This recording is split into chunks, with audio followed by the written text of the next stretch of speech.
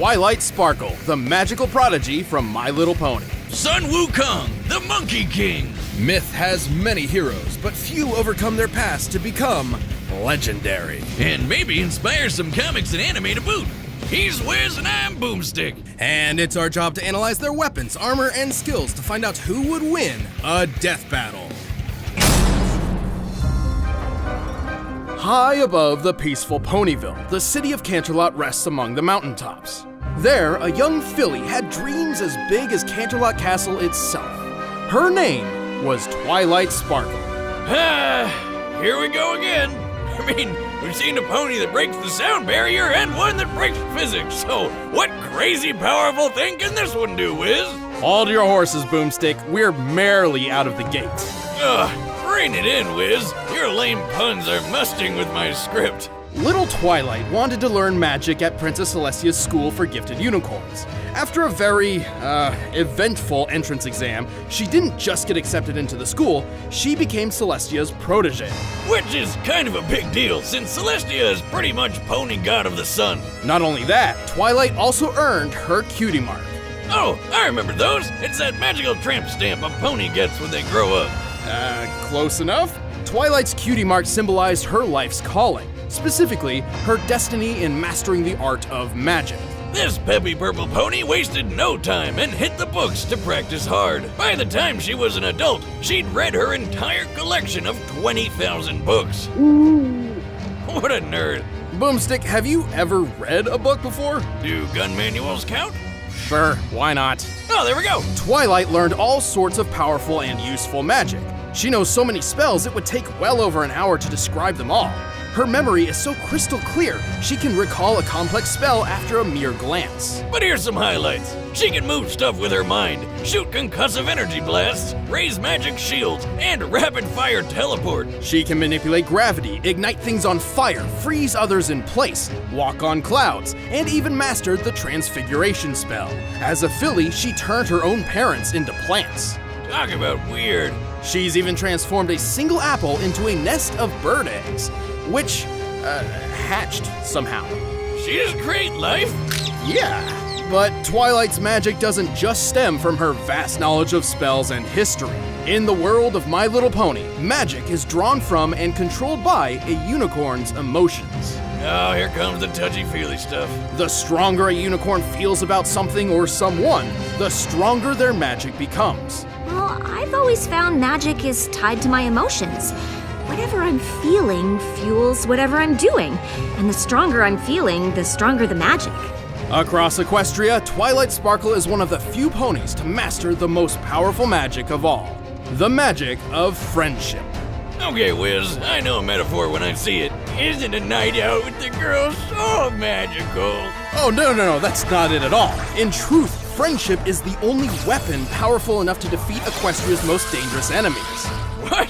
They weaponized friendship? Awesome! Hey, Wiz, you're my best buddy. You're friends forever. Come here, give me a hug. Where are the friendship lasers? Get off me. Oh yeah, upside.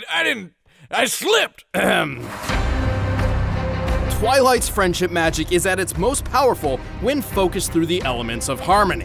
When used together, these ancient artifacts are a near unstoppable force, even capable of overpowering the villain Tyrek after he stole Twilight's powers, along with the rest of Equestria's. Twilight's crown with her personal element contains a powerful magic in its own right, enough to literally change the fabric of reality in another dimension with its mere presence. And of course, we gotta talk about those wings of hers. She was born a unicorn, but after completing an ancient spell about, what else? Friendship, she transformed into an alicorn. A mix between a unicorn and a Pegasus, and a chance to sell just a whole ton more merchandise. It's a good thing too. Alicorn magic is leagues more powerful than a plain unicorn's, and Twilight needed the extra boost to defend Equestria as its newest princess. Like when she fought that Tyrek guy.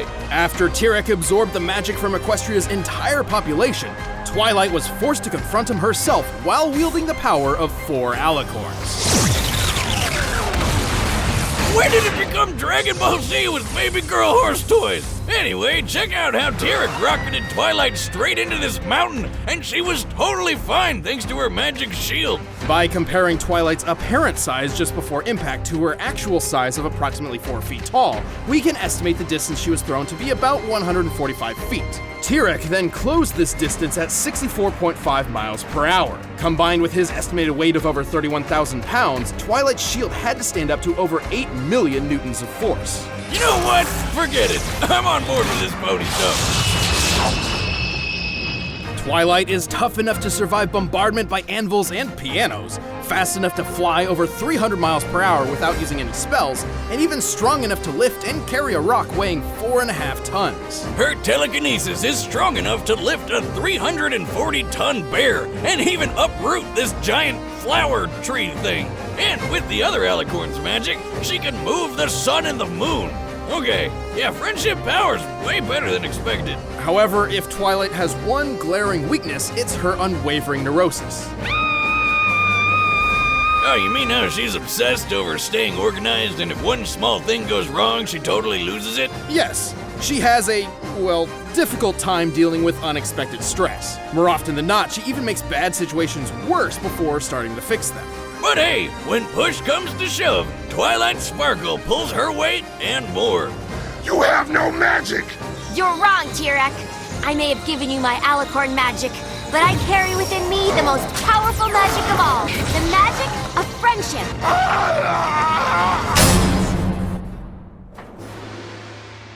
There once was a mighty monkey warrior, born of a mystic stone from the energy of the sun and moon. Upon birth, he graciously bowed to the cardinal directions and Shot lasers from his eyes! Strap in, folks, this one's a doozy. this monkey soon befriended a band of other primates and rather narcissistically named himself their handsome monkey king. But after a few centuries of monkeying about, he got a taste of the dreaded midlife crisis. You see, the Monkey King was fierce and brave, yet he feared death. So he ventured to new lands in search of immortality. Turns out he'd find a lot of it. Training under the Taoist master Puti, he earned his first method of immortality and a new name. He would be the Monkey Awakened to the Void, spoken as Sun Wukong. He also learned a bunch of magic. He can ride clouds, make thousands of clones, heal from fatal wounds like decapitation, and transform into basically anything. A bird, some vapor, a pitchfork, even an incredible fighting temple. With his famous cloud somersault, he could traverse the world at incredibly high speed. At first, a single somersault could carry him 108,000 li, li being a traditional Chinese unit equal to about 500 meters, making one somersault move 54,000 kilometers per second. Fast enough to circle the entire Earth in one leap. And he'd only get faster from there. Monkey would do whatever it took to prove he was the best of the best. When fighting the mighty deity Prince Nocha, his foe transformed into a more powerful visage with 3 heads and 6 arms. But Sun was like, hey, I can do that too, and then did just that. Sun Wukong eventually returned to his simian subjects, and with his newfound power, amassed a veritable army. However, he felt no weapon in their arsenal suited him. So he barged into the Dragon King's palace and demanded he hand over a weapon worthy of a king who could match the power of heaven. Yeah, Sun was pretty full of himself, but he wound up taking a pillar originally designed to measure the depths of the ocean. What seemed like a worthless rod to the Dragon King was actually the perfect weapon for Wukong. Weighing nearly 8 tons, the Rui Jingu Bang can change size at his whim. It can shrink to the size of a needle or grow long enough to pierce the heavens. The same heavens that got pretty mad with Sun after he crossed his name out of the Ledger of Death, making himself double immortal. Wait, how does that work? And even more mad when he demanded to be formally acknowledged as the great sage equal to heaven. Okay, we've got a headstrong goofball who quickly masters new powers and wants a fancy title. This is just shonen anime. Now, the Monkey King may have lashed out, but it was because when he requested a place in heaven, a place he truly believed he deserved, the Jade Emperor's court reduced him to a stable boy. Beneath all his antics, what Sun wanted most was to prove himself. Even with all the shenanigans, the Jade Emperor remained cautious and willing to placate Wukong. By making him the watchdog of the Garden of Immortal Peaches. He totally ate that shit, didn't he, Wiz? Oh yeah, Wukong got hammered, ate most of the peaches, ran around the Jade Palace in a fit, and found 5 gourds of immortality pills, which he promptly swallowed. all of them. Okay, so that makes how many layers of immortality now? I'd say a few hundred, thousand, if you count each individual peach and pill.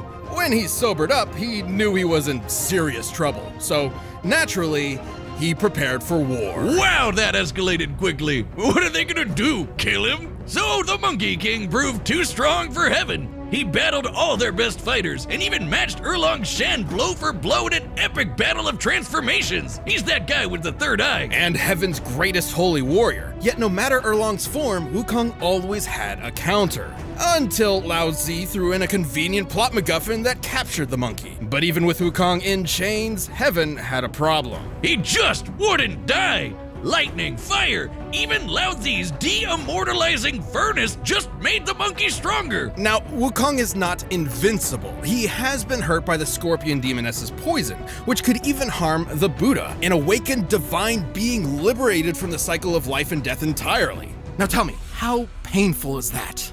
Pain is all in the mind, and I am absent of mind. Oh God! Oh no, I was wrong! It's bad! It's really, really, really bad! Oh God, make it stop! But even after all that, Sun had one more challenger to contend with.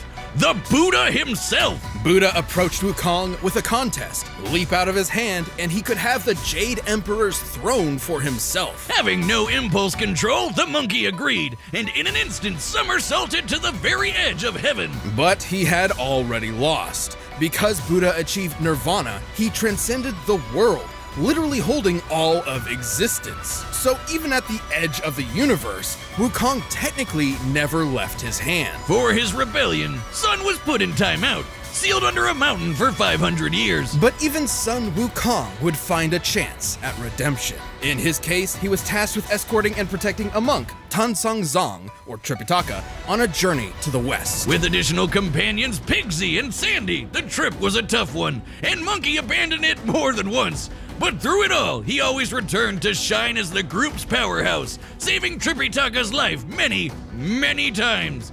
Seriously, this guy could not stay out of trouble. It's like Wiz on a blind date. Wukong has cracked apart mountains, slayed hundreds of monsters, and survived the Yellow Wind Demon storm that could destroy the universe. As in heaven, earth, the 18 layers of hell, and more. That's cool and all, Wiz, but let's answer the real question.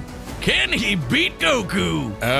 Maybe. During his journey, Wukong performed possibly his most legendary feat, holding up Mount Sumeru, which in traditional Mahayana Buddhism is a mountain supporting the infinite cosmic sky. And Sun just hauled it around on one shoulder. Just one, because on his other shoulder was a whole other mountain. After 14 years of travel, the journey was complete, and Wukong had finally accomplished a truly great deed. For this, he was given his long-awaited place among the heavens. As the victorious fighting Buddha! Now that's gotta be an anime. After so much time as a rebel, an outcast, and a truly unstoppable warrior, Sun Wukong had, at last, found his home.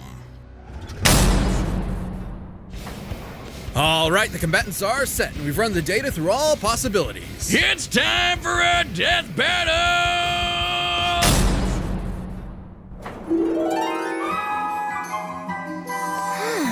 Transdimensional teleportation? Let's give it a try.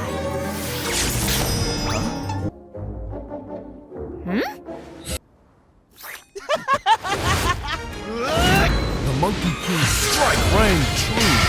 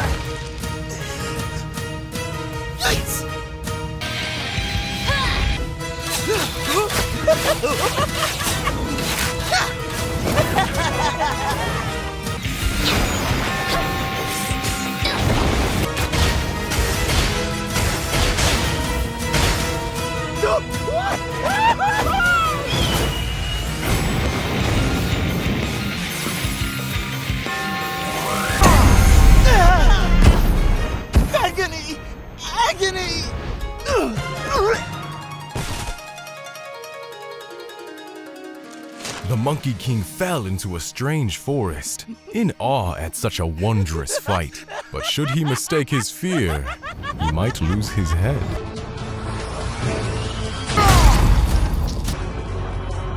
Woo! I haven't had such fun since I fought all of heaven. Change! Behold me, the immortal Monkey King! Like this!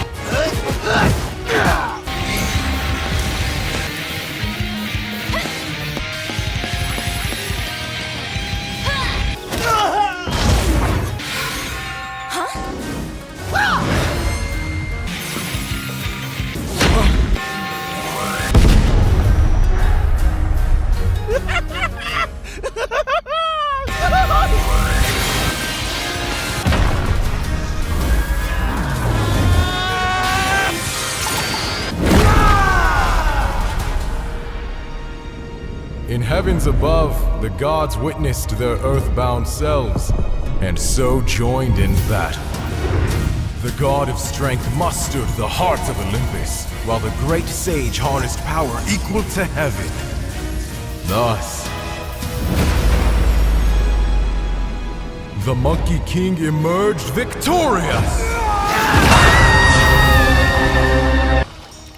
Wow, would you look at that? I struck him so hard he was reduced to nothingness. With a formidable foe slain, stricken against the mountain's breast, so ends our great tale of East and West.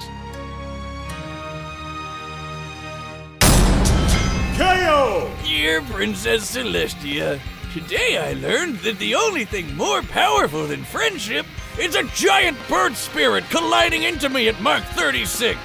This was a tricky one. Both Wukong and Twilight possess numerous spells and techniques that could end the other quickly and easily. However, Wukong's healing abilities meant he could bounce back from Twilight's deadliest blows, whereas Twilight did not have a similar option. Since they were pretty even in how many ways they could finish each other off, this fight really came down to strength, durability, and performance. But the Great Sage Equal to Heaven held many more advantages. With his variety of clones, transformations, and numerous other spells, Wukong's arsenal was far more versatile. But Wiz, what about when Twilight moved the sun and moon? That's when she had the magic of Princess Celestia and Luna, and it's well established that only their specific type of magic can move those celestial bodies. So, you're saying you want us to move the sun and the moon? Well, I do it myself, except I don't have your magic. Remember, he carried Sumeru on his back, the mountain holding up the infinite celestial sky. With her own magic, Twilight has never shown anything close to the kind of force Wukong used to Holding up Mount Sumeru. Remember how Twilight's shield held up against a hit a little over 8 million newtons? However, in his contest with the Buddha, Wukong leapt to the edge of the universe in a single second. To do so, he had to be moving over 1.4 quintillion times faster than light. Making him way faster than Twilight could ever hope to be. And don't forget, Twilight had the power of 4 alicorns at that time. While they may have matched each other in spells and skill, Sun Wukong's versatile magic, similar strength, and absolutely absurd speed overcame this foe, fitting for Heaven's equal. Yep, Sun Wukong really ponied up for this one.